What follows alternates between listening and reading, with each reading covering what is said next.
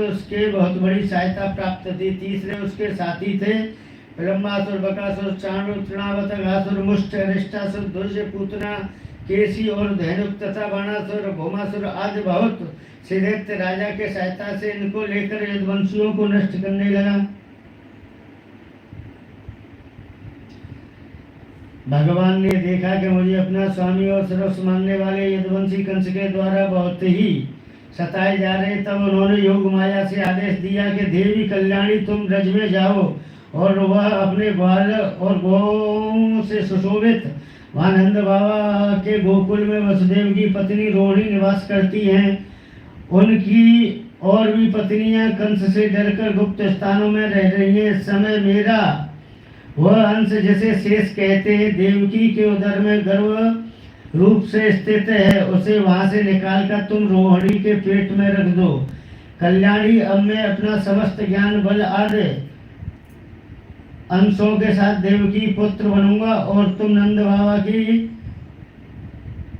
पुत्री यशोदा के गर्भ में जन्म लेना। तुम लोगों को मोह मांगे वरदान देने में समर्थ हो जाओगी।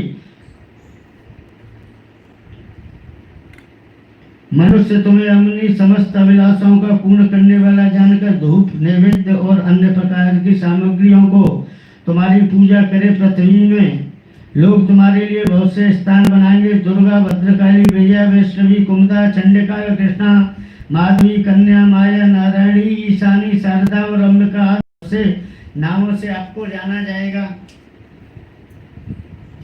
देवकी के गर्भ से खींचने जाने के बाद शेष जी को लोग संसार में संकर्षण कहते हैं, क्योंकि गर्भ में एक दूसरे का, इस गर्भ में से उस गर्भ में धारण है, इसीलिए श्रेष्ठ होने का उनका नाम बलभद्र भी कहेंगे।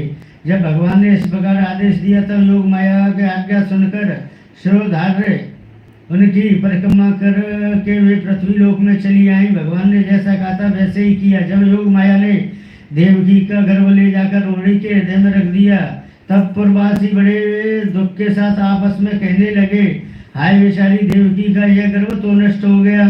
भगवान भक्तों को अभय करने वाले वे सर्वत्र रूप में, उन्हें कहीं आना जाना नहीं है, इसीलिए वे वसुदेव की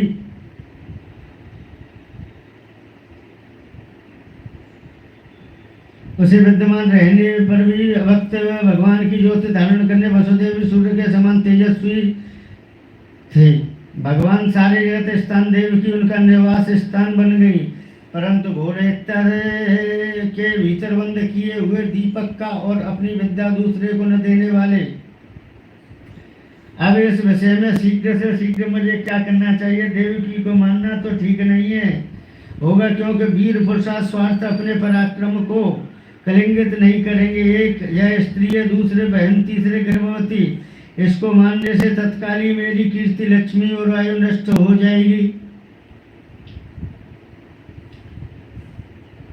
यद्यपि कंस देवकी को मार सकता था, किंतु स्वयं वह अत्यंत क्रूरता के विचार से निवृत्त हो गया। भगवान की प्रति बैर का भाव मन में गांठ कर उसके जन्म की प्रतीक्षा करने लगा। वह उठते उठते, खाते पीते, सोते जागते फिरते थे, श्री कृष्ण के चिंतन में लगा रहता। वह उसकी आंख पड़ी जहाँ कुछ खड़ा।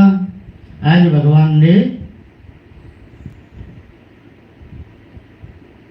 चतुर्भुज रूप में कंस की जेल में जन्म लिया। ससंग चक्रम सगरीट कुंडलम सफीत वस्त्रम सरसीरे चलम सहार वक्षस्थल कौस्तुवंशियम नमामि विष्णु शिरसा चतुर्भुजम। देव की माता कहने लगी, बोले आप बालक बन के आए हो कि हमारे पिताजी बन के आए हो? महाराज, आप सूक्ष्म रूप लो। तो आज भगवान ने सूक्ष्म रूप लिया है। आज एक वसुदेव जी ने ठाकुर जी को छबरा में रखा है, एक डला में रखा है। उसमें रखने के बाद में उसको अपने घर पर सारे बंदी सो गए।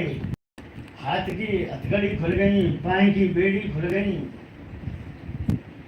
आज यमुना जी में होते हुए नंद बाबा के यहाँ भगवान को सुलाए और उनके यहाँ एक पुत्री का योग माया के रूप में सवेरे सैनिक जगे और देखा, बोले 8वें में पुत्री हुई है।